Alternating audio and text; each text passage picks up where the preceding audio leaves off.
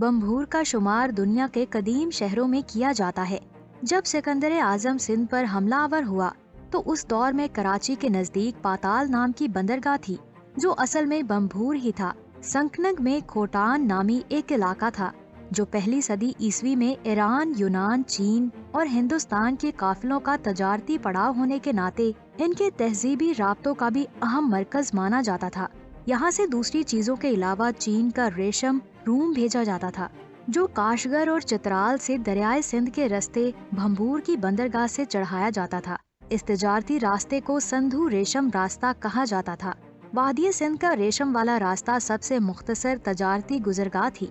मजीद discussion से पहले video को लाइक कर दें और चैनल को सब्सक्राइब कर दें। ये आपकी तरफ से हमारा इनाम है। तारीखदान बम्भोर को ही देबल का शहर लिखते हैं।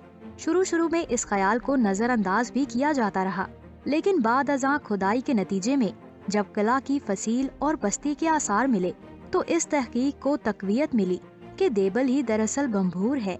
जिस जगह पहले देबल था आज वहाँ लाहरी बंदर है, जिसे ठट्ठा कहा जाता है। बुनियादी तौर पर बम्भूर एक कदीम शहर है जिसका जिक्र यूनानियों और मिस्रियों की पुरानी दस्तावेजात में भी मिलता है। यूनानियों ने अपनी किताबों में बम्भूर को बार बाइक लिखा है। यूनानी लोग सिंधियों को बहुत पसंद करते थे, जिसकी वजह ये है कि सिंधी लोग बहादुर हैं और एक दूसरे के दुख दर्द में साथ देने वाले हैं। बम्भूर की इमारतों की दीवारें गैर मामूली तौर पर मोटी और बुनियादें इंतहाई गहरी थीं, जिन्हें मजबूत रखने के लिए पत्थरों का इस्तेमाल भी किया गया। मकानात ज्यादातर कच्ची ईंटों से तामीर किए गए हैं, जबकि पक्की ईंटों की तामीरात बहुत कम है। रिहायशी इलाके अलग अलग ब्लॉक्स में तकसीम हैं, जो इंतहाई करीने से बनाए गए, बल्कि सड़कें और गलियां भी मंसूबा बंदी के तहत बनाई गई थीं।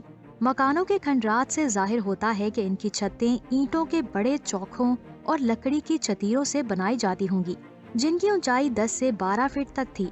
बम्भूर शहर 2 हिस्सों में मुनकसम था। एक हिस्सा 19 फीट बुलंद कला पर मुश्तमिल था, जिसकी फसील शुमाल से जनूबी सिमत तकरीबन 1200 फीट तवील और मशरिक से मगरिब तक 200 फीट चौड़ी रही होगी। इसकी तामीर इंतहाई खूबसूरती से तराशीदा भारी पत्थरों और गारे से की गई। फसील को मजबूत बनाने के लिए मुसावी फासलों पर बड़े बड़े बुर्जों और भारी भरकम संगी पश्तों के इस्तेमाल के आसार भी मिलते हैं। कलाबंदी के शुमाल मशरकी दामन में और जुनूबी दरवाजे के पहलू में एक पुरानी झील मौजूद है, जिसमें बरसाती नालों के जरिए पानी जमा होता था। बम्भूर के बाशिंदे अपनी जरूरत के लिए इसी झील का पानी इस्तेमाल किया करते थे। बारिश और तुगयानी के दिनों में जब झील में हद से ज्यादा पानी भर जाता तो झील की सतह के ऊपर आ जाता।